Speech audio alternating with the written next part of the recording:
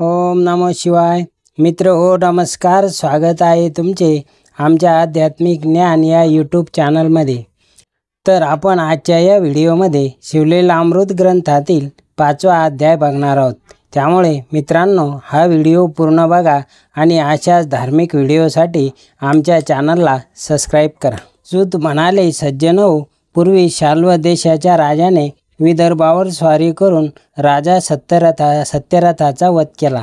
हे कळताच सत्यरथाचे गरोदर पत्नी अरण्यात निघून गेली. तेथे एका मुलाला जन्म देऊन ती पाणी पिण्यासाठी गेली असता पूर्वीचे वैर आठवून एका मगरीने तिला पाण्यात ओढून नेले व तिचा वध केला. कर्माचे विधान घोर आहे. अरण्यात एकटाच राजपुत्र रडत होता. त्यावेळेस एक उमा नावाची विधवा ब्राह्मण स्त्री तेथे आली. तिला आई वडील बहीण भाऊ कोणीही नव्हते. तिलाही 1 वर्षाचा पुत्र होता. ती उमा आपल्या मुलाला कडेवर घेऊन तेथे आली. तिने राजपुत्राला पाहिले व म्हणू लागली, इतके चांगले पुत्ररत्न कोणी टाकले? तिला विचार पडला की हा कोणत्या कुळाचा आहे. आपण जर याला उचलले नाही तर वाघ सिंह लांडगे याला भक्षण करतील. तिने बाळाला उचलून घेतले व तिने त्याला स्तनपान दिले.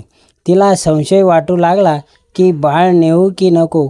तेव्हा भोळा चक्रवर्ती तेथे आला व तो उमेला म्हणाले, तू काही संशय धरू नको, बाळाला घेऊन जा. तुझे मोठे भाग्य आहे की तुला क्षत्रिय राजपुत्र सापडला. ही गोष्ट तू कोणालाही सांगू नको. या दोन्ही पुत्रांचा सांभाळ सारखाच कर. एवढे सांगून महादेव गुप्त झाले. त्यानंतर ते दोन्ही पुत्र घेऊन उमा गावोगावात हिंडू लागली. तिने दोन्ही पुत्राचे नामकरण केले. आपल्या पुत्राचे नाव सुचिव्रत व राजपुत्राचे नाव धर्मगुप्त ठेवले. उमा दोघे पुत्र घेऊन घरोघरी भीक मागत होती. कोणी विचारले तर दोन्ही पुत्र माझेच आहे असे सांगत होती. हिंडत हिंडत उमा एक चक्र नगरात आली. घरोघरी भिक्षा मागत होती. अचानक तिला एक शिवमंदिर दिसले. मंदिरात बरेच ब्राह्मण होते. त्यात एक मुख्य शांडिल्य नावाचे ऋषी होते. ते शिव आराधना करीत होते. उमा शिवालयात पोचली व क्षणभर ती पूजा विलोकून पाहू लागली. तेव्हा शांडिल्य ऋषी म्हणाले, आहा, कर्माची गती किती गहन आहे की राजपुत्र भिकारी होऊन घरोघरी भीक मागत आहे. कसा हा विचित्र दैवाचा खेळ आहे. उमाने ऋषीचे भाषण ऐकले व तिने धावत धावत जाऊन ऋषीचे पाय धरले व ऋषीला म्हणाले, तुम्ही त्रिकाळ ज्ञानी आहात. भूत भविष्य वर्तमान तुम्हाला सर्व कळते. तर याचे आई वडील कोण आहेत? ती जिवंत आहेत की नाही की मरण पावली? यावर शांडिल्य ऋषी सांगू लागले, याचा पिता सत्यरथ हा पूर्वी राजा होता. प्रदोष व्रत होते त्या दिवशी शिवार्चन करीत होता. शत्रूंनी चौकडून त्याचे नगर वेढले होते. शत्रूची गजबज ऐकून पूजा सोडून उठला.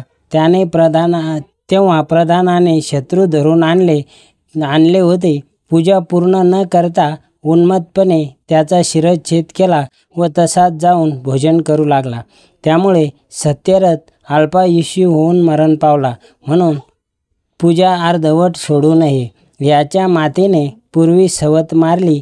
ती पाण्यात मगरी होऊन पूर्वीच्या वैराने ओढून नेली व भक्षण केली. हा राजपुत्र धर्मगुप्त याने पूर्वी काहीच शिवार्चन केले नाही म्हणून आई वडिलाशिवाय अरण्यात पडला होता. याकरता प्रदोषकाळी शिव आराधना करावी. हे ऐकून उमा म्हणाली की माझा पुत्र दरिद्री का झाला? शांडिल्य ऋषी म्हणाले, पूर्वी याने शिवार्चन दान धर्म काहीच केले नाही म्हणून दरिद्री झाला. मग उमेने आपले दोन्ही पुत्र ऋषीच्या पायावर घातले व त्यांना पंचाक्षरी मंत्र सांगून प्रदोष व्रताचे महत्त्व सांगितले. असे प्रदोष व्रताचे महत्त्व ऐकून दोघांना उपदेश केला. मग ते 1 चक्र नगरामध्ये 4 महिन्यापर्यंत प्रदोष व्रताचे आचरण केले. गुरुने जसे सांगितले तसे शिवपूजन केले. गुरुने सांगितले, शिवपूजा कोणाला द्यायची नाही, तीर्थप्रसाद द्यायचा नाही, त्यामुळे 100 ब्रह्महत्येचे पाप डोक्यावर बसते असे शांडिल्य ऋषींनी सांगितले. हे सर्व पापाहून मोठे पाप आहे. एक दिवस ब्राह्मणपुत्र सुचिव्रत नदी काठावर खेळत होता अचानक दरड कोसळली व द्रव्याचा घट सापडला. तो घरी घेऊन आला. ते पाहून मातेला समाधान वाटले. ती प्रदोष व्रताच्या महिम्यामुळे ऐश्वर्य वाढत चालले व ती राजपुत्राला म्हणाली, यातील अर्धद्रव्य तुला घे. तो म्हणाला, हे अर्धद्रव्य मी घेणार नाही. पृथ्वीवरील सर्व द्रव्य धन आमचेच आहे. एकदा दोघे जण वनक्रीडा करण्यासाठी गेले असता तेथे त्यांच्या दृष्टीस गंधर्व कन्या पडल्या. हे दोघे दुरून पाहू लागले. तेव्हा ब्राह्मणपुत्र म्हणाला, परस्त्रीला न्याहाळून पाहू नये. परस्त्री दर्शनाने चित्त हरल्या जाते. परस्त्री स्पर्शाने बळवीर्य हरून जाते आणि महाअनर्थाला कारण ठरते. राजपुत्र ब्राह्मणपुत्राला तेथेच ठेवून सुलक्षणे स्वरूप सुंदर गंधर्व कन्याजवळ येऊन पाहतो. त्यात अंशुमती ही गंधर्व कन्या मुख्य नायिका होती.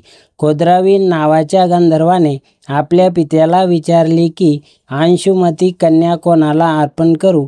तेव्हा धर्मगुप्त, सत्यरथाचा पुत्र माझा परम भक्त आहे, त्याला दे, हे पूर्वीचे शिववचन होते.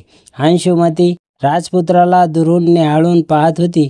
अंशुमतीने आपल्या सख्यांना सांगितले की तुम्ही जंगलात जाऊन फुले आणा. अंशुमतीने राजपुत्राला खुणावून जवळ बोलावून घेतले व आपला पदर जमिनीवर पसरून आसन केले व त्यावर राजपुत्राला बसवले. अंशुमतीने आपल्या गळ्यातील मुक्ताफळ माळ काढून तिने राजपुत्राच्या गळ्यात घातले व त्याच्या पायावर डोके ठेवले व मी काया वाचा मनाने तुमचीच झाले आहे. धर्मगुप्त म्हणाला, मला माता पिता नाही व राजभ्रष्ट असून अत्यंत दरिद्री आहे. ही गोष्ट जर तुझ्या पित्याला कळली तर काय होईल. यावर अंशुमती म्हणाली, मी आजपासून 3 दिवसांनी याच ठिकाणी लवकर विवाह सिद्धी साधण्यासाठी तुम्ही या, असे बोलून अंशुमती आपल्या पित्याकडे गेली व तिने सर्व वर्तमान सांगितले. तेव्हा त्याला परम संतोष वाटला व आनंद झाला. धर्मगुप्ताने आपल्या बंधूकडे जाऊन सर्व हकीकत सांगितली. शांडिल्य गुरुचे वचन आठवून हा त्याचाच प्रसाद आहे व त्यांनी ही गोष्ट आपल्या आईला येऊन सांगितली व ते 3ऱ्या दिवशी दोघेही वनात गेले. गंधर्व आपल्या सहपरिवार व सामग्री घेऊन आला व त्याचे यथासांग विवाह पार पडला. धर्मगुप्ताला अपार धन व सेना दिली. त्या सेनेच्या बळावर शाल्य राजाला मारून आपल्या पित्याचे राज्य परत मिळवले. त्याने आपले गुरु शांडिल्य यांचा मोठा सन्मान केला. पुढे अनेक वर्ष राज्य करून त्याने आपला पुत्र सुदत्त याला गादीवर बसवले आणि दिव्य विमानात बसून अंशुमतीसह शिवलोकी गेला. अशा रीतीने 5वा अध्याय समाप्त झाला. श्रीशाम सदाशिवार्पणमस्तु. शिवम भवतु. शांती शांती. ओम नमः शिवाय. ओम श्री शंकराय नमः. श्रीशाम सदाशिवाय नमः. शंकर पार्वती नमः. कैलासनाथाय नमः. रुद्राक्षाय नमः. पार्वती पते हर हर महादेव.